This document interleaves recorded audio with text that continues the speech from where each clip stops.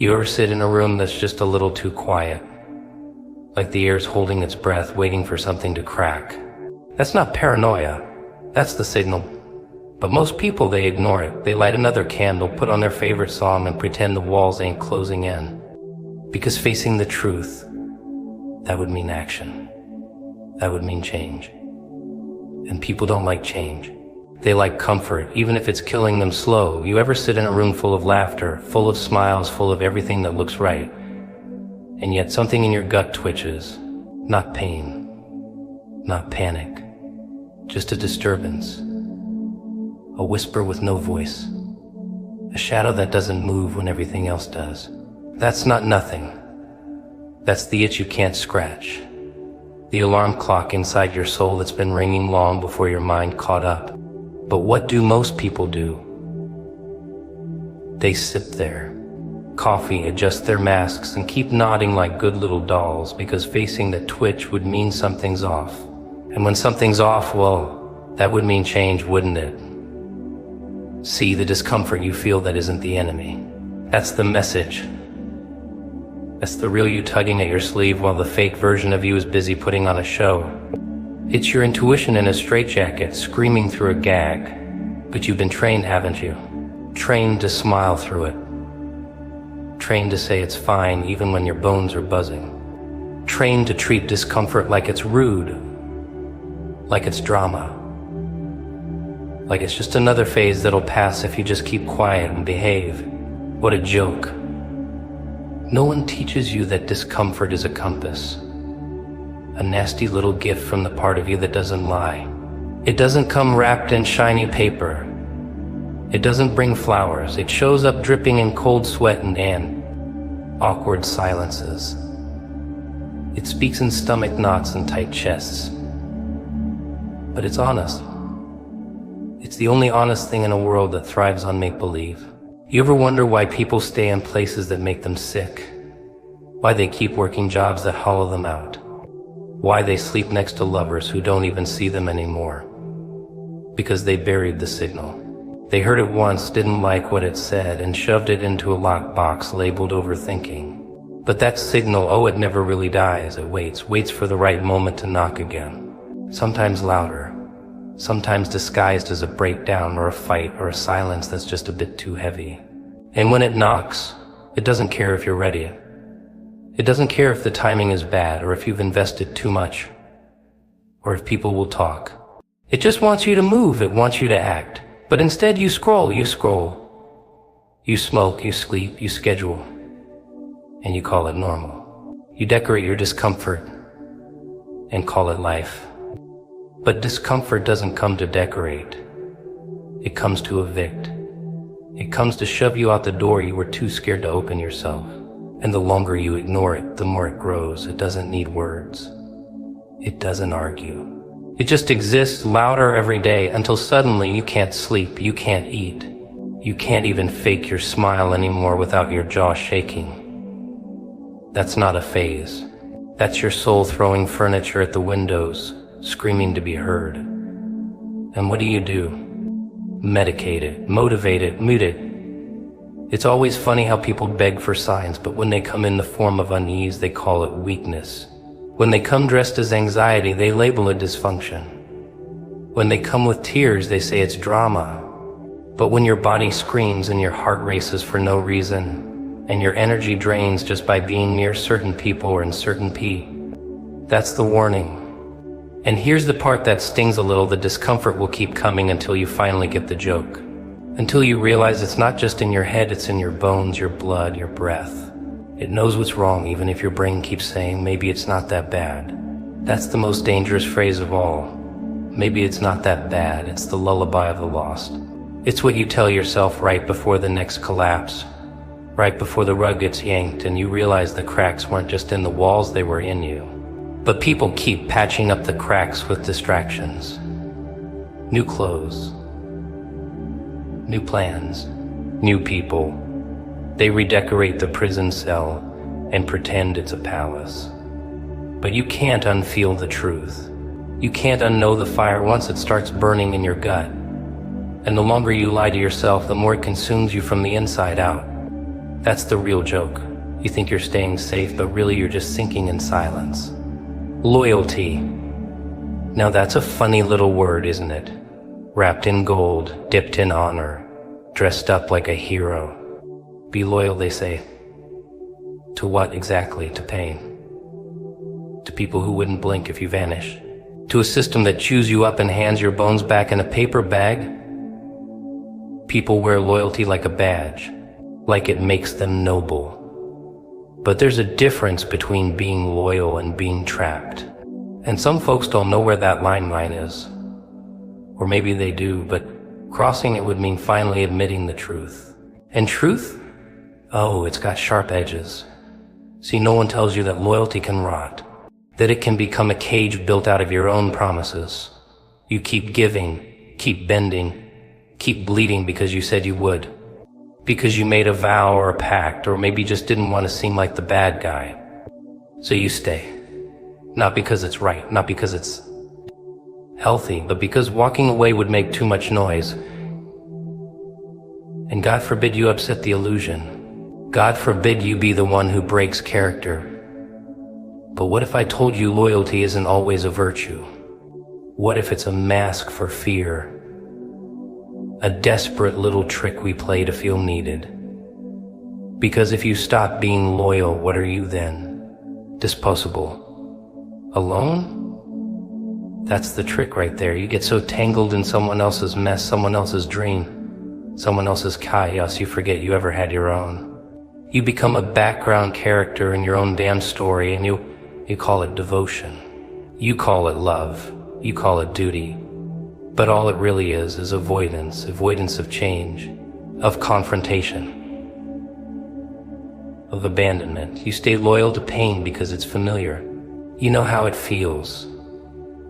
You know how to navigate its terrain, even if it cuts. Better the devil you know, right? That's the excuse. That's the anthem of the exhausted. At least I know what to expect. That line has kept more people stuck in toxic hellholes than any locked door ever could. It's not the chains on your wrists, it's the chains in your mind. But here's the cruel joke, the pain you protect will never protect you back. You can be loyal for a decade, give your soul, your sanity, your sleep, and one day it'll just snap. The person, the job, the dream you clung to, it'll toss you aside without a second thought. And you'll stand there, stunned, betrayed, wondering what went wrong. You think loyalty buys you safety, but really it just buys you a front row seat to your own seat. You disappear piece by piece and no one claps. Now don't get it twisted, loyalty's not evil. But it's not sacred either, it is an expiration date. And if you don't recognize it, if you keep pouring into something that only drains you, then that's not loyalty anymore. That's self-harm dressed in righteousness. That's setting yourself on fire just to keep a corpse warm. And the worst part, you'll be applauded for it. They'll call you strong. They'll say you're admirable. All while you're crumbling behind your smile. No one teaches you how to unlove something that's hurting you. No one writes scripts for how to leave people you once prayed for. But that's the real loyalty. Loyalty to yourself, to your peace, to your evolution. Not the version of you that made promises under pressure. Not the version that was afraid to be alone. But the version that knows you can't grow in a room that suffocates you. And yet most people stay. Because they fear what it means to let go. They fear being judged. They fear starting over. So they tighten the leash around their own necks and call it honor. They let guilt and memory write their future. But here's the truth they avoid like a loaded gun. Not everything deserves your loyalty. Not every history needs a future. And not every connection is meant to survive the fire. Some ties were only ever meant to be burned. Some chapters only ever made sense because you were too broken to question them. But questioning is dangerous. It leads to answers, and answers lead to action. And action. That's where the pain gets loud. That's where the pretending stops. And if there's one thing people hate more than pain, it's the end of their fantasy. So they cling to the old script, to the familiar suffering. They mistake endurance for strength. But what if real strength is walking away before you're pushed? What if loyalty doesn't mean staying, it means knowing when to leave without a goodbye? Tick-tock. That's the sound of delay. That's the rhythm of excuses dressed in business casual. Soon they say, I just need to get a few things in order. Order in this world? What a riot. There's no such thing as the right time, the right day, the perfect alignment of stars. That's the fantasy they sell you to keep you still, make you think that movement needs permission, that change needs a schedule. But delay isn't strategy, it's sedation. It's a warm blanket of fear whispering, let's just wait a little longer, and you believe it, don't you? Because waiting feels safer than walking. Waiting doesn't ask you to leap, to lose, to risk. It asks nothing but your silence, your stillness, your soul on pause. And while you wait, life, well, it doesn't. It moves. It shifts. It slips through the cracks like water in a sinking ship. You think you've got time. You think there'll be another train, another window, another whisper from the universe. But here's the twist, there won't be. Not like the one that just passed. Not like the one you watched crawl by while you chewed your fingernails and told yourself maybe tomorrow. They don't tell you what delay costs.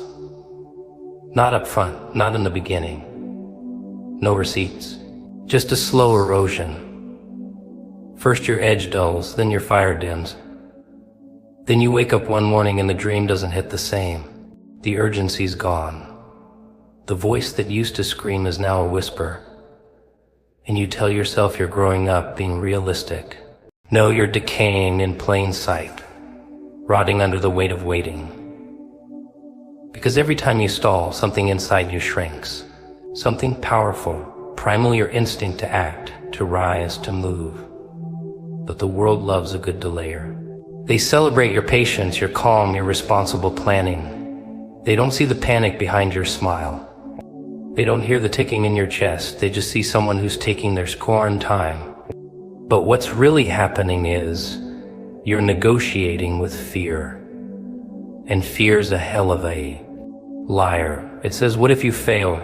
It says, what will they think? It says, you're not ready. And oh, how you listen, you hold hands with fear like it's your oldest friend. You sit at the table and let it pour you another drink, another excuse, another delay. But every delay is a deal you didn't know you signed. You trade momentum for the illusion of control. You trade action for analysis. You build spreadsheets for a life that's begging for a fire. And you call it smart. You call it wise, but deep down, you know it's fear dressed in logic. And logic's never moved a soul out of misery. Logic keeps you stuck, safe, numb. Logic says, let's wait until it's obvious. But by the time it's obvious, it's already over. The moment passed, the magic gone. The door closed quietly without ceremony. See, life doesn't wait. It tests, it offers, then it moves on. And if you're still standing there when it turns the corner, that's not life's fault, that's yours. You knew, you felt it, that pull, that heat, that something. And you hesitated, you blinked, you checked your calendar. You asked for signs, then ignored them. You said not yet while everything in your body screamed out. That's the tragedy. Not that you didn't know, but that you did. And still chose comfort. Still chose later, still chose delay. And delay becomes the disease. It spreads. It infects every part of you. Soon you're delaying your dreams, your voice, your truth. You're not just waiting on the next step, you're waiting to live. You become a ghost in your own timeline, watching life happen through the glass, smiling, nodding, pretending this cage is a castle. You build routines to mask the rust, you decorate the rot. You master the art of surviving instead of choosing to act. But here's the cruel joke, delay doesn't protect you. It just makes the fall slower. It makes the regret sharper. Because when the lights dim and the crowd leaves and you're alone with the silence, that's when delay laughs. That's when all those moments you passed up come crawling back in black and white. No sound, just a reel of could haves and should haves. And you'll reach for them, but they won't reach back, they never do. Because the moment's gone. And all that's left is the echo of your pause. You ever watch someone hold a mask for so long, they forget what their real face looks like? It's fascinating. A little tragic. A little poetic. Everyone's got their costume. The confident one, the kind one, the humble one, the broken one who doesn't ask for much. Oh, that one's popular. But underneath all that polite decay is something raw, something loud, something wild. And no one wants to touch it. Not because it's wrong. No, because it's real. And real is dangerous. Real doesn't follow the script. Real doesn't ask permission. So what do people do? They shrink. They play small. Not because they're weak, but because they were trained to be. Rewarded for being soft-spoken, for being agreeable, for tucking in their chaos and wrapping it in a bow. Told, don't be too much, don't dream that big, don't say what you really think. And somewhere between surviving and pretending, they bought the lie. That fitting in means winning. That being invisible is safer. That silence is noble. But let me ask you, who benefits when you hide your fire? They say the world doesn't owe you anything. Maybe it doesn't. But you sure as hell don't owe world your silence, your dimmed down self, your second guessing. This whole show runs on people who forget they were meant to burn, who turn their volume down just to make the room comfortable. But you weren't made for comfort. You weren't made to be palatable. You weren't made to keep the peace at the cost of your power. Somewhere along the line, you traded your roar for applause. You traded your truth for a seat at the table. But that table, it was never built for you. It was built to tame you. And still you stay. Because breaking out, that's messy, that's loud. That comes with side eyes and whispers and people saying you've changed. Of course you have, that's the point, but they don't want that. They want the version of you they can manage. The version that apologizes for taking up space. The version that asks for permission before breathing too deeply. But here's the secret: they don't hate your power. They fear it. Because if you woke up, if you stood up, if you stopped performing, you'd force them to do the same. And not everyone's ready for that mirror. They'll say you're arrogant. They'll say you're unstable. They'll say you've lost your mind. But really, you just stopped waiting for validation. You stopped watering down your message to make it easier to digest. And in a world addicted to fake smiles and filters, authenticity looks like rebellion. It feels like violence. That's how far we've fallen. We call honesty dangerous. We call confidence a threat. And we worship masks that smile through misery. You ever notice how the loudest ones in the web room are the ones trying the hardest to convince themselves? That's the punchline. The ones who act like they've got it all figured out are usually the most lost. They wear their certainty like armor, but you can see the cracks if you look close enough. And beneath it, fear. Not fear of failure. Fear of being seen. Truly seen. Stripped of their titles and trophies and carefully curated personas. Just them bare. Unfiltered. Human. But that's where the power is. In the parts you keep chained up. In the voice you silence before it has a chance to speak. In the impulse you suppress because it doesn't fit the image. That image. It's killing you. Slowly. Silently. You don't need another mask. You don't need another inspirational quote or another routine to numb the ache. You need chaos. Beautiful, unfiltered chaos. You need to unlearn. To undo. To unbecome who they told you to be. Because the real you, the one who scares people, the one who doesn't beg to be understood, that version is dangerous and necessary. But they won't tell you that. They'll tell you to calm down, to be reasonable, to stay humble. Code words, disguises. What they mean is don't disrupt the order, don't challenge the narrative, don't make us look at our own chains. And maybe you'll listen, maybe you'll nod, maybe you'll sit back down, but something in you is getting louder, something primal, something ancient, something done with pretending, something done with shrinking. And when that part of you finally takes over, don't apologize, don't explain, just watch the masks fall, one by one. Isn't it funny How people beg for a breakthrough, cry for a sign, shout to the skies for something, anything to change. But the second the ground starts shaking, they run. They don't want change. Not really. They want comfort dressed up like progress. They want the illusion of growth, the aesthetic of transformation, but none of the mess, none of the pain, none of the blood, because real change, oh, that's violent. That's ripping your own skin off and stepping into the cold with nothing but scars and teeth. See, everybody wants the crown, but no one wants to crawl through the dirt to earn it. They want results, but they flinch at the process. And then they wonder why nothing ever happens. Why life keeps circling back to the same miserable patterns. Maybe, just maybe, it's because you're still wearing the same mask, reciting the same lines, dancing the same dance for an audience that's not even paying attention anymore. But you keep going. Because deep down you think if you suffer long enough you'll be rewarded. That's the lie, that's the trap. That's the joke they built this whole circus around. Pain doesn't equal progress. Endurance isn't the same as evolution. You can bleed for years and still stay stuck. You can carry everyone's weight, play martyr, sacrifice your sanity and still wake up empty. Because effort without alignment is just noise. Motion without direction is just chaos. But it looks busy, right? It feels like something's happening. And that illusion is enough to keep most people from ever asking the real question, what am I actually building here? They love the grind. They worship the hustle. They wear burnout like a badge of honor. But if you strip away the noise, the caffeine, the quotes on the wall, what's left? A person who's terrified to stop, because stopping means silence. Stopping means reflection. Stopping means you might have to admit that the life you're breaking your back to maintain doesn't even fit anymore. It's a cage, and the door's been open the whole time, but you won't walk out. Not yet. Because that cage is familiar, predictable, comfortable. You've memorized the limits of your own prison and convinced yourself that's freedom. That's security, that's life.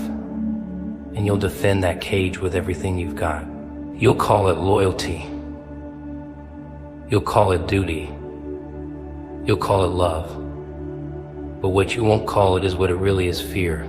Fear of the unknown. Fear of starting over. Fear of being seen without the mask. Because outside that cage you can't fake it anymore. Outside that cage you have to become you. Not the version they applauded, not the version they tolerated, the real you. The one who doesn't flinch. The one who's not afraid to be disliked.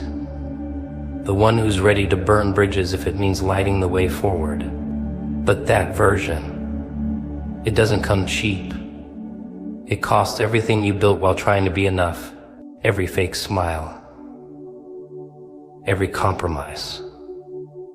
Every little death you died just to belong. And that's the price people aren't willing to pay.